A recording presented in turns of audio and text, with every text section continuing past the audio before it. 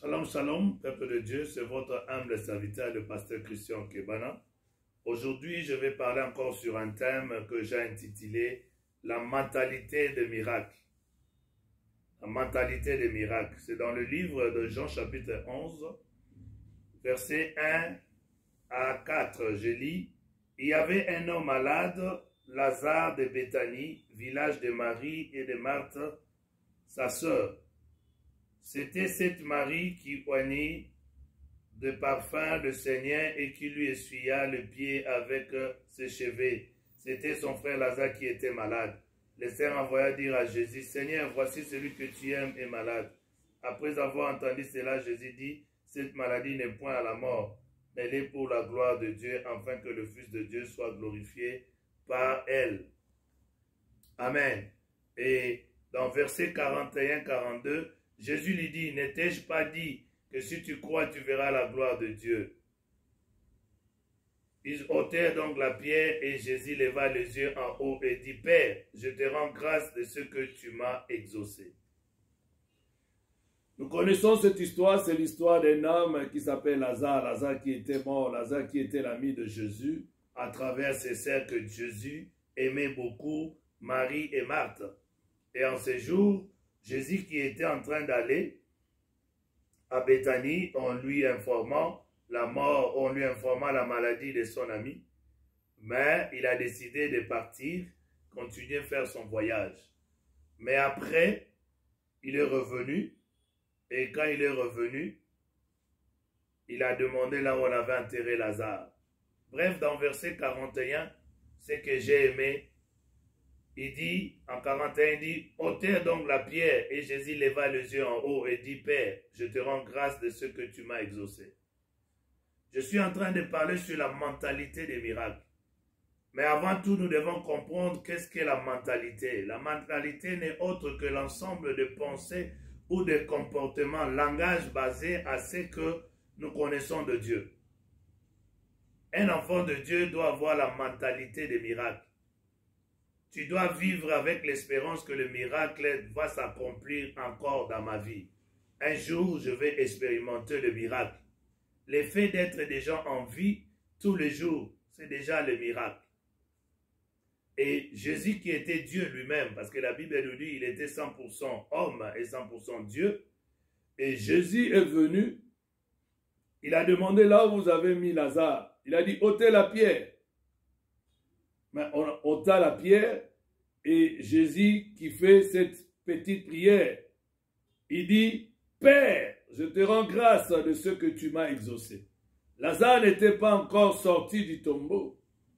Mais Jésus dit, « Père, je te rends gloire parce que tu m'as exaucé. » Autrement dit, tu m'as toujours exaucé.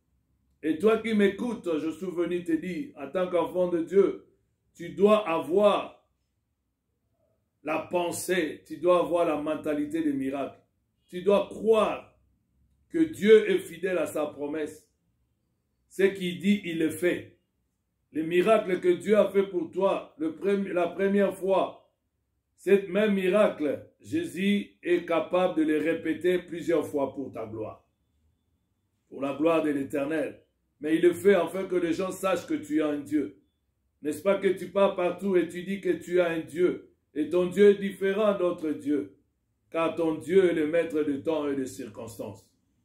Et pour avoir la mentalité des miracles, la première des choses que tu dois avoir la foi de référence. Hébreux chapitre 11, verset 6. La Bible dit que sans la foi, il est impossible de plaire à Dieu. Et ceux qui s'approchent de lui doivent savoir qu'il est le rémunérateur de tous ceux qui les cherchent. Donc, rappelle-toi le premier miracle que Dieu a fait dans ta vie.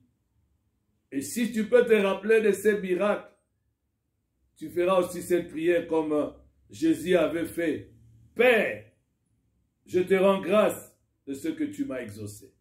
Ça, c'est la première des choses. Deuxième des choses, tu dois avoir la sémence des premiers miracles. Qu'est-ce que tu avais pour la première miracle qui s'est passé dans ta vie? Qu'est-ce que tu avais?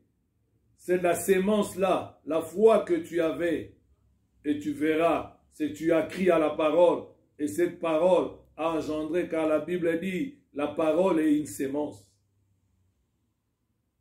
Et si tu peux avoir ça, ça fera de toi que tu puisses toujours croire à cette parole, car cette parole est la vie. Et nous devons avoir la mentalité de miracle, parce que si nous avons cela dans notre vie, il y a des avantages. Tu ne seras jamais un peureux, car tu sais que tu ne seras jamais un orphelin. Il a dit, je ne t'abandonnerai jamais, je ne te laisserai jamais. Je serai toujours avec toi jusqu'à la fin du monde. Ça, c'est une garantie que nous avons en tant qu'enfants de Dieu. Deuxième avantage, tu auras le courage, tu seras un courageux. Car Josué dit, Josué chapitre 1, 9, Dieu dit à Josué, prends courage. Tu dois en avoir. Et puis, tu seras aussi quelqu'un qui aura le langage de la foi, comme Jésus lui-même. Père, je te rends grâce. Je te rends grâce, car tu m'as toujours exaucé.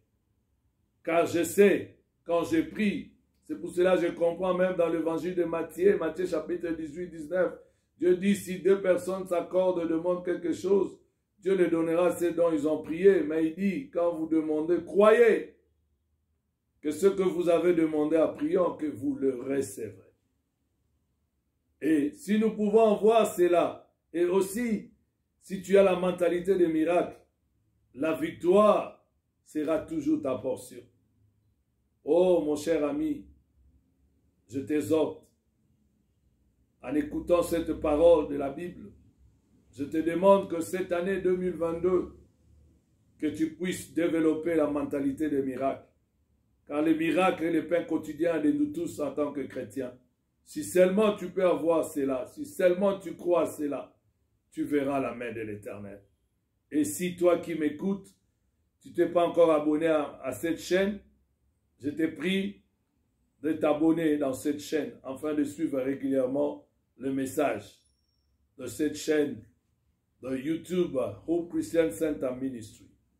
Que Dieu vous bénisse et développez la mentalité miracle pour cette année et tu verras la main de l'Éternel. Amen.